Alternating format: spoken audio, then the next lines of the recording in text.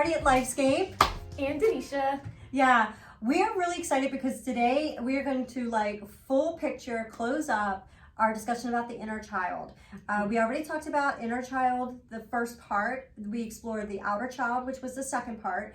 And today we're going to share just a little information about the adult self, which is, you know, the healed parts of ourselves. What is that? I know. So we always, as therapists, want ourselves to be there as well, but we always want our clients to get to the place where they feel healed and they're using coping on a daily basis, and they're able to, when they're having stressful moments, be able to deal with those stressful moments without using unhealthy coping, right? And if you watched part 2 video, you know that's outer child. So anytime we're using maladaptive behaviors or engaging in unhealthy behaviors, words are interchangeable, that's our outer child rising, right? Yes. So we've got to be careful of doing those things. Yes. Yes. So the tools that we learned from 1 and 2 sets us up for 3. Yes. So the question even for myself is, how do we get to adult self? Or how do you even know, working with the client, that it is time to maneuver into becoming what adult self looks like? Yeah, I really think that's such a beautiful clinical question that you pose. And really, I want to go back to video 1 and 2 where we talked about it's always going to be permission first. Right? So we're always asking our clients permission to go one step further into their trauma or one step further into exploring pain that they experienced. So really, it's with permission. That's always the first step. You asked how do we know it's time? And then we always look at how well someone's taking care of themselves outside of therapy. Okay. Right? So that's really important to know. Are they caring for themselves in such a way that when we talk about trauma and what's going on with them, that they're going to care for themselves so they can, you know, progress outside of therapy, right? So we're looking for those coping skills, right? Part 2, we talked about using those coping skills. And I'll be honest with you, most times the clients will say to me, I'm ready to look at myself at age 11.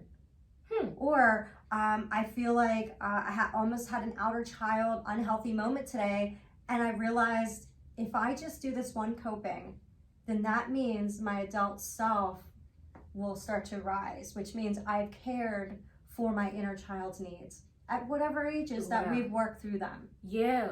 So it also sounds like that your adult self is a part of awareness, because just like you said, I can be able to recognize when I'm having those inner child moments or those childlike behaviors. Sure. To even realize, okay, we need some adjusting here. This is not my adult self. Yeah. So the adult self, I love to call it the true self, right? Okay. So in part 2, we talked about the outer child being the false self. Okay. Right? So I don't want to digress too much, but the outer child was, it started in a protection mode, right? Because the child needed it, yet it became maladaptive, right? Because then we couldn't build social constructs and really progress through life in various healthy ways.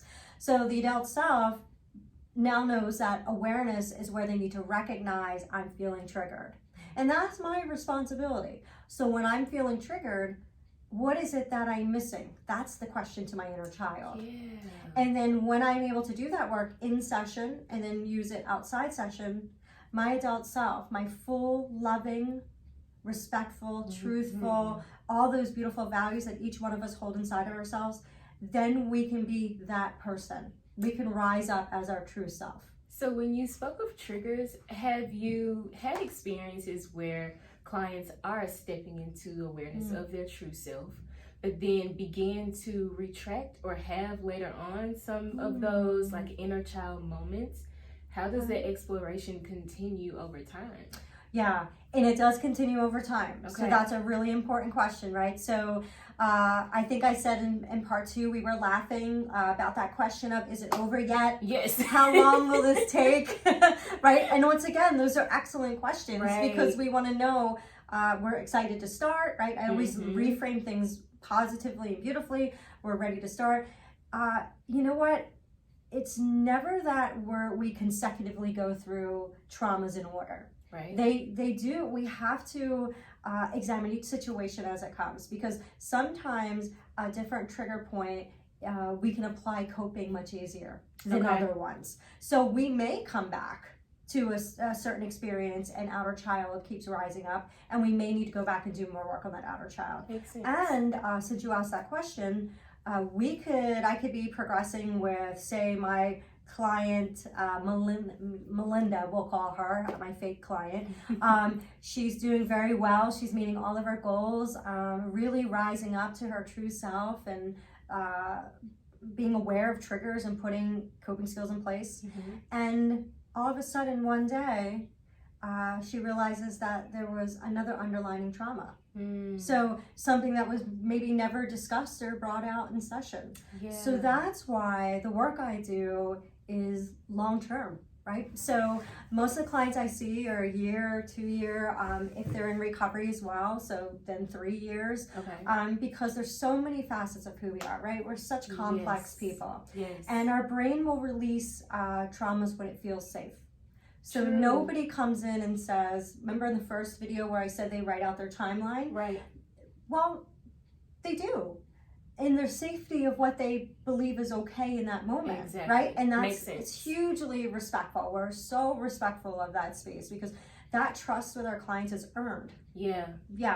So to answer that question, it's a little complex, and sometimes things aren't consecutive, and sometimes we're doing well for a year and something new pops up. It's just about that. I'm so proud of them having that awareness, because that's adult self. Instead of outer child saying, no, I'm fine. Right? And stuffing it down. So what I hear is taking ownership of who you are. And that in itself sounds like a permission just to be okay with it. Like if I am learning that there is an element of complex trauma. Or when, just like you mentioned last week, when you have them go to their safe place in stage 1 of, if I'm becoming more comfortable, if I'm becoming more safe with myself, even with my therapeutic dynamic, I may begin to explore, I may begin to see new things, but allowing that to be okay with, like, okay, that's a part of me.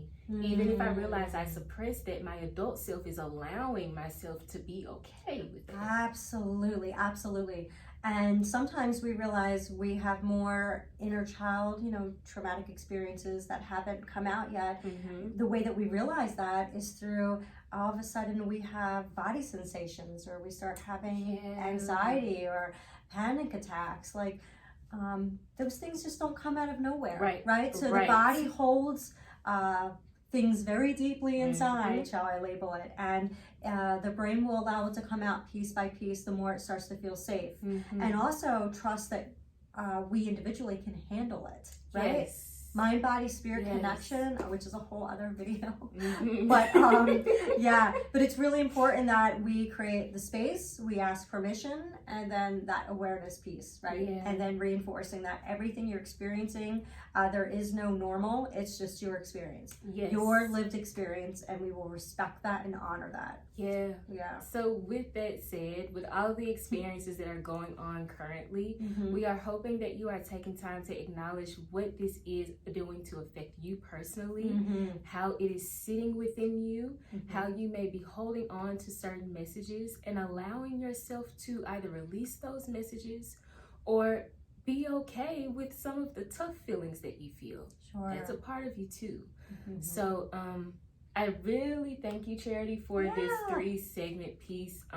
We really hope that you guys have gained some information, some tools to use, and more so than anything, just a greater awareness. It's easy to look at everything that's going around us right now.